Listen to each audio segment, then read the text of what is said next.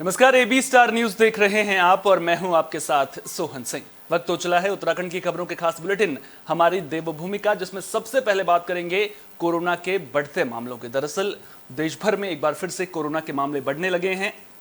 वहीं उत्तराखंड में भी गुरुवार को इस साल के सर्वाधिक मामले रिकॉर्ड किए गए हैं। गुरुवार को कोरोना के 51 नए मामले सामने आए। सबसे ज्यादा 44 संक्रमित देहरादून में मिले। हरिद्वार और अल्मोड़ा में 2 और पौड़ी में 1 व्यक्ति पॉजिटिव पाया गया है। वहीं कोरोना के 52 मरीज भी ठीक हुए हैं। उत्तराखंड में फिलहाल कोरोना के 98 एक्टिव केस हैं। इस साल अब तक कोरोना के उत्तराखंड में 427 मामले सामने आ चुके हैं। हालांकि 95% से ज्यादा मरीज ठीक भी हो चुके हैं। विशेषज्ञ कोरोना से डरने के बजाय सावधान रहने की हिदायत दे रहे हैं।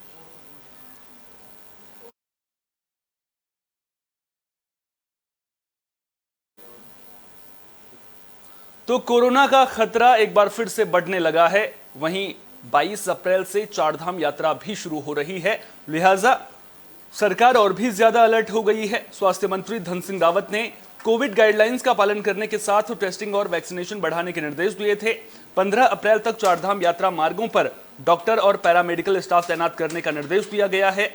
चारधाम यात्रा मार्गों पर पड़ने वाली सभी मेडिकल इकाइयों और स्थायी मेडिकल रिलीफ पॉइंट्स का स्थलीय निरीक्षण कर व्यवस्थाओं का जायजा भी लिया जाएगा। अभी चारधाम यात्रा आपको पता है कि 3rd वीक में हम लोगों की स्टार्ट होगी और कोविड के संबंध में स्टेट डिजास्टर मैनेजमेंट अथॉरिटी की तरफ से एक डायरेक्टिव आया था, उसको यहाँ पे डिस्ट्रिक्ट में हम लोगों ने सर्कुलेट कर दिया है। चूँकि अभी ये डे बिफोर यस्टरडे ही जारी किया गया है, तो अभी लोगों को बहुत उसकी जानकारी नहीं हो पाई है। उसका प्रचार प्रसार बढ़ाया जा रहा है और आप लोग के चैनल के माध्यम से भी अनुरोध है कि इसका प्रचार प्रसार बढ़ाएं। उसमें मुख्य रूप से वही सोशल डिस्टेंसिंग की बात की गई है। सार्वजनिक स्थानों पर जाने से बचने के लिए कहा गया है, मास्क का प्रयोग करने के लिए कहा गया है। और चारधाम की यात्रा, हेमकुंड साहब की यात्रा शुरू होने वाली है। ये प्रभु का आशीर्वाद है कि तीर्थालु श्रद्धालु हमारे पास में आते हैं। पिछली बार भी बहुत सबक सीखे थे, इस बार उन सबको को सीख कर अपने जो प्रोसेस बनाया है, अपनी तैयारियां की हैं और जो इंफ्रास्ट्रक्चर को इम्प्रूवमेंट किया है, मुझको ऐसा लगता है कि इस बार चारधाम में बहुत ज़्यादा तीर्थ यात्री आएंगे और ये हमारे परिवार के लिए एक सौभाग्य है। और ये जिस प्रकार माननीय प्रधानमंत्री जी ने कहा था कि जो भी यात्री आता है, जो भी श्रद्धालु। बुलेटिन में बात हरिद्वार की, जहां अवधूत मंडल आश्रम के हनुमान मंदिर में कार्यक्रम का आयोजन किया गया था। कार्यक्रम में उत्तराखंड के राज्यपाल retired lieutenant general Gurmeet Singh बतौर मुख्य अतिथि शामिल हुए। उन्होंने हनुमान मंदिर में पूजा अर्चना कर देश और राज्य की खुशहाली की कामना की। साथ ही उम्मीद जताई कि इस बार चारधाम यात्रा के दौरान बड़ी संख्या में श्रद्धालु उत्तराखंड आएंगे और चारों धामों के दर्शन करेंगे।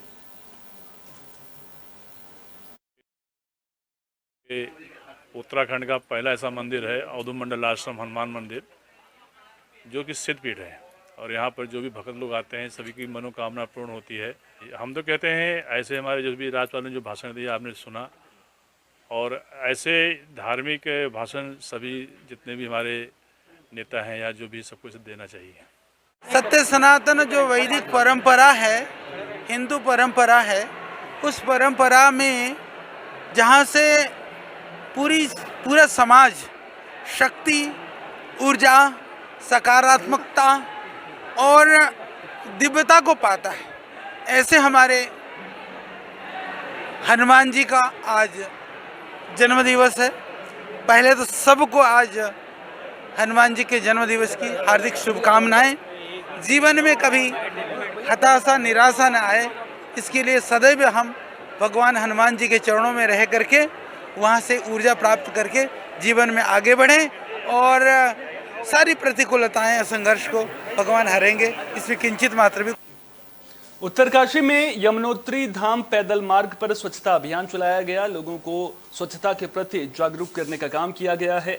स्वच्छता अभियान में सरस्वती शिशु मंदिर के छात्र छात्राओं के अलावा मंदिर समिति, जिला पंचायत और तहसील प्रशासन के कर्मचारी मौजूद रहे। एसडीएम ने बताया कि चारधाम यात्रा की तैयारियों को लेकर लगातार मॉनिटरिंग की जा रही है और लोगों को जागरूक करने के लिए आगे भी इसी तरह स्वच्छता अभियान चलाया जाएगा।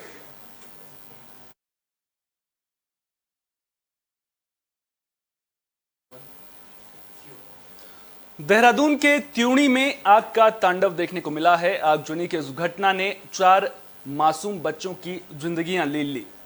त्यूणी गेट बाजार के पास बने घर में लगी आग में सब कुछ जलकर राख हो गया। जानकारी के मुताबिक हादसा मकान के अगले हिस्से में बने ढाबे से गैस लीक होने की वजह से हुआ। मृतक 4 बच्चियों, जागटा निवासी पति पत्नी की बेटी की इसमें मौत हो गई है। आपको बता दें कि 4 बच्चियों में से एक जागटा निवासी पति पत्नी की बेटी थी। इसके अलावा बाकी 3 लड़कियां रिश्तेदारों की बताई जा रही हैं। मुख्यमंत्री पुष्कर सिंह धामी ने मृतकों के परिजनों को 2-2 लाख रुपए की सहायता राशि देने की घोषणा की है।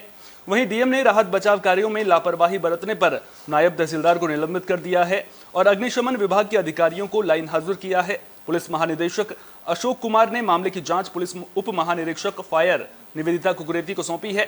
घटना की जांच प्राथमिकता के आधार पर 3 दिनों में देने को कहा गया है। जांच रिपोर्ट में किसी भी अधिकारी या कर्मचारी की लापरवाही मिलने पर सख्त कार्रवाई की बात कही गई है। तस्वीरों के जरिए आप देख सकते हैं कि जहां पर एक मकान हुआ करता था वो अब आगजनी की इस घटना के बाद खंडहर में तब्दील हुआ नजर आ रहा है। डीएम मौके पर पहुंची थी, राहत बचाव कार्यों का जायजा लिया, वहां पर जो पीड़ित थे उनसे मुलाकात की, उनको ढांढस भी बंधाया और अब मुख्यमंत्री की ओर से भी 2 लाख रुपए मुआवजे की घोषणा कर दी गई है। लेकिन इस हादसे में 4 बच्चियों की जलकर मौत हो गई है।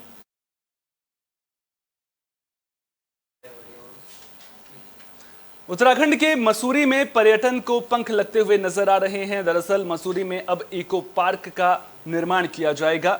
मसूरी विकास प्राधिकरण ने बोर्ड बैठक में इको पार्क बनाने का प्रस्ताव पास कर दिया है। अब मसूरी में 16 एकड़ की जमीन पर यह इको पार्क बनेगा, जिससे पर्यटन कारोबार को बढ़ावा मिलेगा। एमडीडीए के सचिव मोहन सिंह बर्निया ने मसूरी हुसैनगंज के पास बनने वाले इको पार्क का स्थलीय निरीक्षण किया। सचिव मोहन सिंह बर्निया ने बताया कि मसूरी में इको पार्क बनाए जाने को लेकर अधिकारियों के साथ स्थलीय निरीक्षण कर डीपीआर तैयार कर उच्च अधिकारियों को भेजा जाएगा। वित्तीय स्वीकृति और वन विभाग की अनुमति के बाद इको पार्क के निर्माण का काम शुरू कर दिया जाएगा। उन्होंने कहा कि 16 हेक्टेयर में फैला प्राकृतिक सौंदर्य से भरपूर ये क्षेत्र है, जिसको ट्रेकिंग के लिए बनाया जाएगा। वहीं इसके प्राकृतिक सौंदर्य को देखते हुए ही इसका विकास किया जाएगा ताकि इसकी हरियाली प्रभावित ना हो। उन्होंने कहा कि इस पार्क के एक और आईटीबीपी की और दूसरी ओर नगर पालिका की जमीन है। यह एक बहुत बेहतरीन योजना है जो जहाँ पे लोग यहाँ इंडियन और फॉरेनर भी यहाँ आ पाएंगे, क्योंकि यह बहुत बड़ा ट्रैक है हमारा। हाई एल्टीट्यूड से अप स्ट्रीम से लो की तरफ चलेंगे या लो से अप स्ट्रीम की तरफ चलेंगे। हमें इसमें यह सुकून मिलेगा कि एक ठंडी हवा और बेहतरीन ऑक्सीजन यहाँ मिलेगा और लोग स्वस्थ रहेंगे। एमडीडी ने इसको अपने बोर्ड बैठक में इसको पास कर लिया है। अब निश्चित रूप से इसमें हमें एक्टिवेट होना है और जल्दी से जल्दी इस इको पार्क को डेवलप करके जनता तक पहुंचाना है। लागत के लिए हम इसका एस्टीमेट बनाएंगे। लागत के बारे में भी क्लियर नहीं है कि कितनी लागत आएगी, और क्योंकि इसमें डेंस फॉरेस्ट है तो इसमें हम लोग क्या कर सकते हैं, इसके लिए भी हमको। देहरादून की डीएम सोनिका सिंह अवैध खनन को लेकर गंभीर नजर आ रही हैं। लगातार अवैध खनन की शिकायतों पर कार्रवाई भी देखने को मिल रही है। वहीं दून के डाकपत्थर में अवैध खनन का काला कारोबार धड़ल्ले से चल रहा है। यहां खनन के बाद रेत और बालू को बेचकर माफिया मोटा मुनाफा कमा रहे हैं। बड़ा सवाल यह है कि आखिर डाकपत्थर में अवैध खनन पर लगाम कब लगेगी। दरअसल यहां पर खनन माफिया बेखौफ नजर आ रहे हैं, जिससे प्रशासनिक कार्यशैली को लेकर भी सवाल खड़े हो रहे हैं। आरोप यहां तक भी लग रहे हैं कि प्रशासन की मिलीभगत से अवैध खनन यहां पर किया जा रहा है। बड़ा सवाल है कि आखिर यहां पर प्रशासन की सख्ती कब देखने को मिलेगी।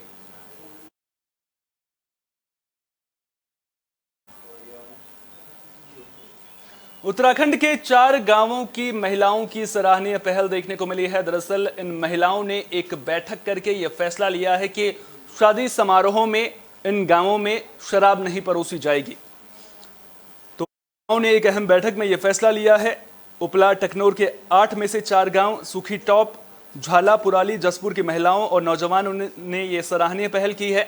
शादी विवाह में अगर कोई शराब परोसता है तो उसके परिवार का समाज से बहिष्कार करने का फैसला किया गया है। बता दें कि इससे पहले गाजना पट्टी के कई गांवों में भी शराब बंद करने का फैसला लिया गया था। दरअसल अक्सर उत्तराखंड में जब भी शादी विवाह का मौका होता है तो बड़े पैमाने पर शराब परोसी जाती है और शराब परोसे जाने के बाद कई तरह की घटनाएं भी सामने आती रहती हैं। अब 4 गांवों की महिलाओं ने ये सराहनीय पहल की है। बड़े स्तर पर इसको लेकर के बातचीत भी होती है कि कम से कम शादी विवाह में शराब ना परोसी जाए, लेकिन अब कहीं ना कहीं इन 4 गांवों की ओर से एक मिसाल पेश करने की कोशिश जरूर की गई है। आज हमारे जो हर्षिल घाटी के जो 8 गांव हैं, इसमें से हमने 4 गांवों में आज जन जागरण अभियान किया है शराबबंदी के खिलाफ। और हम लोगों ने ये निश्चय किया है कि पहले हम शराबबंदी का जो है अपने घरों से इसको लागू करेंगे। और हमारे यहाँ जो मेहंदी होती है गांव में, जो मेहंदी की रस्म है, उसमें जो शराब परोसने का जो प्रचलन है या जो प्रवृत्ति है, उसको हम खत्म करना चाह रहे हैं। और हम लोगों ने निर्णय लिया कि हम नहीं करेंगे। अगर कोई भी व्यक्ति जोर जबरदस्ती करेगा तो उनका हम आयोजन का बागेश्वर में सेल टैक्स विभाग ने सर्राफा कारोबारियों के लिए एक नई गाइडलाइन जारी की है, जिसके मुताबिक 20 लाख से अधिक का कारोबार करने वाले कारोबारियों को जीएसटी के दायरे में काम करना होगा, जिसके आय व्यय की जांच की जा रही है। अधिकतर सोना बेचने वाले उपभोक्ता लगातार ये शिकायत कर रहे थे कि माफ कीजिएगा, जो स्वर्ण कारोबारी हैं वो लगातार बिना हॉलमार्क के सोना बेच रहे हैं। इसके शिकायतें उपभोक्ताओं की ओर से मिल रही थी। उपभोक्ता लगातार सोने की क्वालिटी और सोने की वैधता पर लगातार सवाल खड़े कर रहे थे। बागेश्वर के उपभोक्ताओं से सेल टैक्स विभाग द्वारा भी अपील की गई है कि सोना खरीदने से पहले हॉलमार्क और पक्के बिल के आधार पर ही सोना खरीदें, और कर चोरी जो भी कर रहे हैं उनके खिलाफ जांच की बात भी यहां पर की गई है।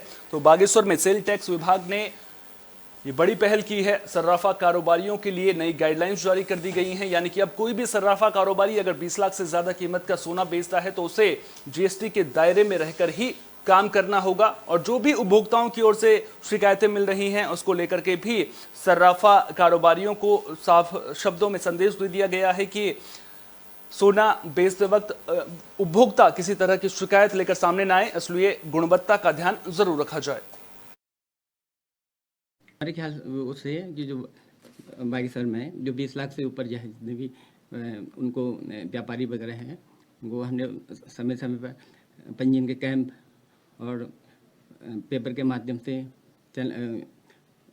फ्लैक्सी के माध्यम से हमने जो है उनको अवगत करा दिया था कि जो उनका रजिस्ट्रेशन करा लें। ये हम उसकी ये जांच का बिंदु है। हमारे पास अलग अलग यूनिट है, SIB यूनिट अलग है और ऑडिट यूनिट अलग है। तो जिस यूनिट से संबंधित हो वह जांच करेंगे और हमारे अगर संज्ञान में आएगा कि ये वास्तव में ये पंजीयन के दायरे में है तो अवश्य कार्रवाई। पौड़ी में 22 शराब दुकानों का आवंटन होना था, लेकिन शराब कारोबारियों ने इनमें दिलचस्पी नहीं दिखाई। केवल 9 शराब दुकानों के लिए ही आवेदन मिले हैं। आपको बता दें कि पौड़ी जिले में कुल 42 शराब की दुकानों में से बीते 31 मार्च को 20 दुकानों की नवीनीकरण प्रक्रिया के बाद अब बाकी 22 शराब की दुकानों का आवंटन लॉटरी प्रक्रिया के जरिए होना था। शराब कारोबारियों की दिलचस्पी न दिखाने की वजह से केवल 9 ही शराब दुकानों के आवेदन आबकारी विभाग के पास आए। उसमें भी गजब की बात यह है कि 9 में से 7 दुकानों के लिए केवल 1 आवेदक ही सामने आए हैं, यानी कि एक आवेदक ही यहां पर सामने आए हैं। जिला आबकारी अधिकारी KP सिंह ने जानकारी देते हुए बताया कि जिले में 22 शराब की दुकानों में से 9 दुकानों के लिए आवेदनकर्ताओं के द्वारा आवेदन किए गए थे, जिसमें से 7 दुकानों के लिए एक आवेदनकर्ता द्वारा आवेदन किया गया था, यानी कि यहां पर लॉटरी निकालने की जरूरत नहीं पड़ी है। जिन्हें आवंटित कर दिया गया है, अब उन्हें आवंटन पत्र भी भेज दिया जाएगा। जिला आबकारी अधिकारी ने बताया कि बिलखेत के लिए 3 तथा अगरोड़ा के लिए 4 आवेदन आए हैं। केवल इन 2 शराब दुकानों का लॉटरी के जरिए ड्रॉ किया गया है। उन्होंने बताया कि जनपद की 13 दुकानों के लिए एक भी आवेदन नहीं आया है। अभी आज लॉटरी के लिए हमने हमारी टोटल 22 दुकानें थी पौड़ी जनपद की, लेकिन 22 दुकानों में से मात्र 9 दुकानों के लिए आवेदन आए हैं हमारे पास में, और 7 दुकानें ऐसी हैं जिसमें सिंगल आवेदन हुआ है कि उनको हम आवंटन पत्र जारी कर देंगे। और 2 दुकानें हमारी बिलखेत में हमारे 3 आवेदन हैं और अगरोड़ा में 4 है, तो यानी कि लॉटरी सिर्फ 2 दुकानों पे होगी जी, और 9 हमारी ये लॉटरी में आ गई है। जो दुकानें इसके बाद बच जाएंगी तो उनके लिए क्या प्रक्रिया अपनाई जाएगी? अभी हमारे पास पॉलिसी में भी था कि लॉटरी के बाद में प्रथम पावक के सिद्धांत पे दुकानों का आवंटन होना है, और उसके लिए भी शासन से आदेश भी आ गया हमारे पास में कि अभी से ही कोई आदमी भी आके अपना प्रथम पावक के आधार पर अपना आवेदन देगा तो दुकान से आवंटित कर दी जाएगी। उत्तराखंड की खबरों की खास बुलेटिन हमारी देवभूमि में फिलहाल इतना ही। देश दुनिया की तमाम अहम खबरों के लिए बने रहिए के साथ।